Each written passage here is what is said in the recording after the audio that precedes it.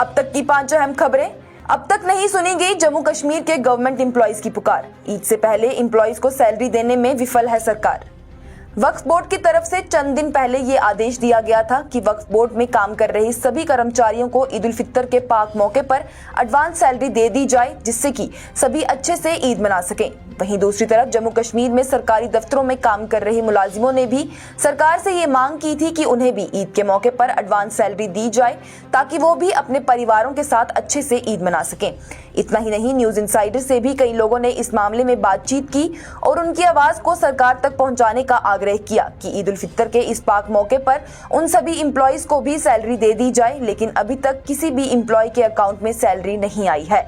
यानी कि सरकार ने इन लोगों की मांगों को नहीं माना है और ना ही उन्हें सैलरी देने के किसी फैसले को कोई मंजूरी दी है। भाजपा में गुंडे मवाली तो थे ही, अब आतंकवादी भी जुड़ने लगे हैं। अरविंद केजरीवाल।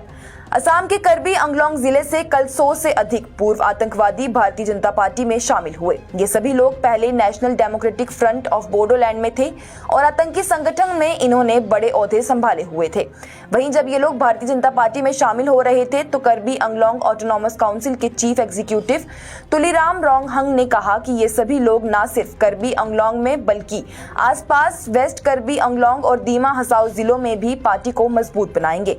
वहीं बोडो टेरर आउटफिट के 110 के करीब पूर्व मेंबर भाजपा के साथ जुड़ने पर आम आदमी पार्टी के नेशनल कन्वीनर और दिल्ली के चीफ मिनिस्टर अरविंद केजरीवाल ने कहा कि ऐसा कहा जाता था कि बीजेपी लुच्चे, लफंगे, गुंडे, मवाली, बलात्कारियों की पार्टी है, लेकिन अब इसमें आतंकवादी भी शामिल होने लगे हैं।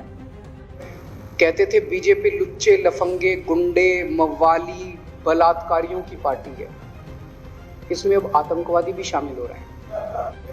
कहते थे बीजेपी लुच्चे, लफंगे, गुंडे, मवाली, बलात्कारियों की पार्टी है, इसमें अब आतंकवादी भी शामिल हो रहे हैं।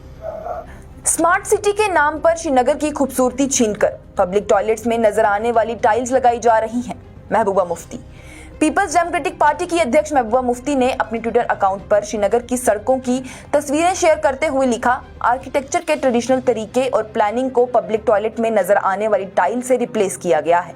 उन्होंने कहा कि ये देखकर बड़ा दुख है कि खूबसूरत डाइवर्स स्टोन्स को बड़े ही भद्दे और अरुचिकार योजना के लिए नष्ट किया जा रहा है। शहरी भू निर्माण हमारे ट्रेडिशनल सौंदर्य को तबाह किए बिना भी किया जा सकता है। इतना ही नहीं, उन्होंने ये भी कहा कि एक स्मार्ट सिटी के लिए श्रीनगर के आधे हिस्से की खुदाई, पैदल चलने के रास्तों को बदलने के लिए मोटर योग्य सड़कों को कम करके न केवल लोगों की परेशानी का कारण बन रहा है, बल्कि इसकी बलि हमारा सौंदर्य शास्त्र भी चढ़ रहा है। गौतम अडानी को बचाने के साथ साथ मोदी सरकार करती है उनके समधियों का भी बचाव। सुप्रिया श्रीनेत। अडानी ग्रुप मामले को लेकर विपक्ष, खासतौर पर कांग्रेस, लगातार सरकार से जवाब मांग रहा है। वहीं अब इस मामले में एक और मोड़ सामने आया है। इंडियन नेशनल कांग्रेस की national spokes person Supriya Shrinate ने एक प्रेस कॉन्फ्रेंस रख सरकार के लिए और बड़े सवाल खड़े कर दिए। सुप्रिया श्रीनेत ने कहा कि जतिन मेहता, जो कि गौतम अडानी के परिवार के समधी हैं, उनको कौन बचा रहा है। आपको बता दें तो जतिन मेहता ने भारत में 7,000 करोड़ का घोटाला किया और इस देश से नागरिकता छोड़कर अपनी पत्नी के साथ सैंड किट्स की नागरिकता ले ली। सुप्रिया श्रीनेत ने सवाल उठाते हुए कहा, पहला सवाल, जब बैंक ने 2014 में सीबीआई को जतिन मेहता के खिलाफ केस दर्ज करने को कहा था तो सीबीआई ने 3 साल बाद क्यों केस दर्ज किया। अडानी के समधी जतिन मेहता को कौन बचा रहा है। जतिन मेहता के खिलाफ मोदी सरकार और एजेंसियां क्यों सोई हैं। जतिन और उनकी पत्नी को किसने भागने दिया। उन्हें दूसरे देश की नागरिकता लेने के लिए एनओसी किसने दी, और वो भी ऐसे देश की जहां से उन्हें वापिस नहीं लाया जा सकता। अडानी की शेल कंपनियों में 20,000 करोड़ क्या जतिन की शेल कंपनी से आए हैं। उन्होंने कहा कि securities and exchange board of India यानी कि SEBI को भी नहीं पता कि अडानी की कंपनियों में 20,000 करोड़ रुपए किसके हैं। सच में देश मित्र मोड में चल रहा है। पुलवामा हमले को लेकर सत्यपाल मलिक के खुलासे से बड़ी प्रधानमंत्री की मुश्किलें। विपक्षी दलों के समर्थन में सेना के पूर्व प्रमुख शंकर राय चौधरी भी मिले। प्रधानमंत्री मोदी और NSA अजीत डोभाल को पुलवामा हमले की जिम्मेदारी लेनी चाहिए। पुलवामा आतंकी हमले में CRPF जवानों की मौत हुई, उसकी पहली जिम्मेदारी प्रधानमंत्री के नेतृत्व वाली सरकार की है, जिससे राष्ट्रीय सुरक्षा सलाहकार अजीत डोभाल द्वारा सलाह दी जाती है। ये कहना है सेना के पूर्व प्रमुख शंकर राय चौधरी का।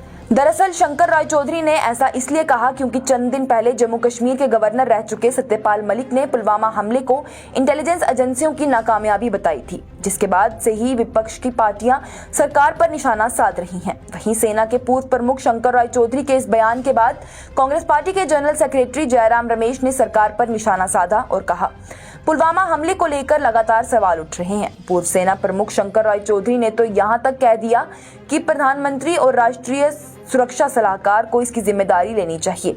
ऐसे में सवाल है कि सरकार इस पर चुप्पी साधे क्यों बैठी है, इन सवालों का जवाब क्यों नहीं दे रही।